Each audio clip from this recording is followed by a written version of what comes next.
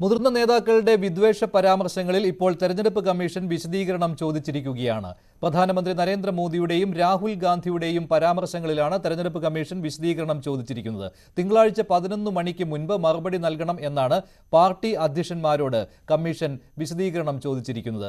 താരപ്രചാരകരുടെ പരാമർശങ്ങൾക്ക് party അധ്യക്ഷന്മാർക്ക് ഉത്തരവാദിത്തം ഉണ്ടെന്നാണ് തെരഞ്ഞെടുപ്പ് കമ്മീഷന്റെ നിലപാട്.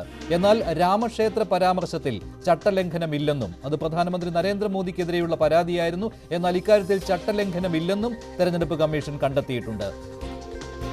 ആർ കിരൺ ബാബു ചേരുകയാണ് കൂടുതൽ വിവരങ്ങളുമായി ന്യൂസ് ഡെസ്കിൽ നിന്ന്. കിരൺ, ഇതിൽ ഏറ്റവും പ്രധാനപ്പെട്ടത് രാജസ്ഥാനിൽ പ്രധാനമന്ത്രി നടത്തിയ പരാമർശമാണല്ലോ. ഇതിൽ പാർട്ടി അധ്യക്ഷൻ മറുപടി നൽകേണ്ട സമയമാണല്ലോ തിങ്കളാഴ്ച രാവിലെ 11 മണി. അതുപോലെ തന്നെ രാഹുൽ ഗാന്ധി നടത്തിയ ചില പരാമർശങ്ങളിലും ഇപ്പോൾ തെരഞ്ഞെടുപ്പ് കമ്മീഷൻ ഇടപെട്ടിരിക്കുകയാണല്ലോ. എന്താണ് ഇതിലുള്ള കൂടുതൽ വിവരങ്ങൾ? മറ്റാരുടെയെങ്കിലും പരാമർശങ്ങളിലും കമ്മീഷന്റെ ഇടപെടൽ ഉണ്ടായിട്ടുണ്ടോ? മഞ്ജുഷ, പ്രധാനമന്ത്രിയുടെ വിദ്വേഷ പരാമർശം സംബന്ധിച്ച് കോൺഗ്രസ് അടക്കമുള്ള പാർട്ടികളുടെ പരാതി ഉണ്ടായിരുന്നു. ഈ പരാതി പരിഗണിച്ചുകൊണ്ടാണ് ഇതിൽ നോട്ടീസ് നൽകിയിരിക്കുന്നത്. പ്രധാനമന്ത്രി സ്റ്റാർ ക്യാമ്പയിനറാണ് BJPയുടേത്. നരേന്ദ്രമോദി സ്റ്റാർ ക്യാമ്പയിനർ എന്ന നിലയ്ക്ക് BJPയുടെ അധ്യക്ഷൻ JP നദ്ദയാണ് അതിന് മറുപടി നൽകേണ്ടത്. സമാനമായ രീതിയിൽ തന്നെ രാഹുൽ ഗാന്ധിക്കെതിരെയും പരാതി നൽകിയിട്ടുണ്ടായിരുന്നു BJP അടക്കമുള്ള പാർട്ടികൾ. ഈ പരാതികൾ പരിഗണിച്ചുകൊണ്ട് കോൺഗ്രസ് അധ്യക്ഷൻ മല്ലികാർജ്ജുൻ ഖാർഗെയ്ക്കും നോട്ടീസ് നൽകിയിട്ടുണ്ട്.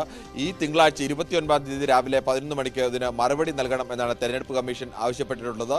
നരേന്ദ്രമോദി രാജസ്ഥാനിൽ നടത്തിയ മുസ്ലിം വിരുദ്ധ പരാമർശം സംബന്ധിച്ച വിവിധ പാർട്ടികളുടെ ഭാഗത്തു നിന്ന് വലിയ വിമർശനങ്ങൾ ഉയർന്നു. തെരഞ്ഞെടുപ്പ് കമ്മീഷന് പരാതികൾ വന്നിരുന്നു. പക്ഷേ അത് സംബന്ധിച്ച് ഏതെങ്കിലും ഒരു നടപടിയെടുക്കാൻ തെരഞ്ഞെടുപ്പ് കമ്മീഷൻ തയ്യാറായിരുന്നില്ല. അത് സംബന്ധിച്ചും പ്രതിപക്ഷ പാർട്ടികളുടെ ഭാഗത്തു നിന്ന് പ്രധാനമന്ത്രിക്കെതിരെ ഉന്നയിച്ച ഗൗരവമായ ഒരു വിഷയത്തിൽ എന്തുകൊണ്ട് തെരഞ്ഞെടുപ്പ് കമ്മീഷൻ ഇടപെടുന്നില്ല എന്നുള്ള തരത്തിലടക്കം പരാതികൾ ഉയർന്നിരുന്നു. എന്തായാലും ഇതേ തുടർന്നാണ് ഇന്ന് അങ്ങനെ ഒരു തീരുമാനം തെരഞ്ഞെടുപ്പ് കമ്മീഷന്റെ വന്നിരിക്കുന്നത്. പക്ഷേ തെരഞ്ഞെടുപ്പ് കമ്മീഷൻ അങ്ങനെ ഒരു തീരുമാനം വരുമ്പോൾ മറ്റ് രാഹുൽ ഗാന്ധിക്ക് കൂടി സമാനമായ രീതിയിലേക്ക് അത്തരമൊരു നോട്ടീസ് നൽകിയിട്ടുണ്ട്. ഭാഷയുടെ അടിസ്ഥാനത്തിൽ സംസ്ഥാനങ്ങളെ വിഭജിക്കാൻ വേണ്ടി കേന്ദ്ര സർക്കാർ പരിശ്രമിക്കുന്നു, BJP പരിശ്രമിക്കുന്നു എന്നുള്ള പരാമർശമാണ് രാഹുൽ ഗാന്ധിയുടെ. ഈ പരാമർശത്തിലാണ് വിശദീകരണം ആവശ്യപ്പെട്ടിരിക്കുന്നത്.